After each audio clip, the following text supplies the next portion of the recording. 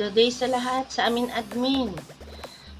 Sis G, nung una ko palang pagpasok sa Team Smashy, ang admin palang dati namin ay si Admin Ann.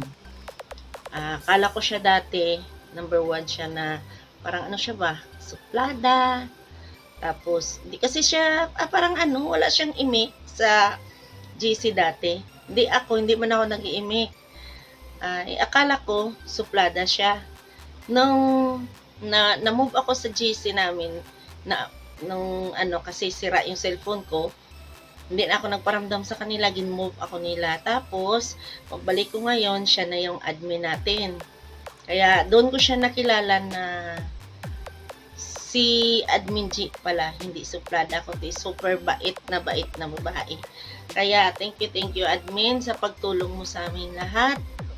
Sa lahat na mga problema namin, nandyan ka lagi.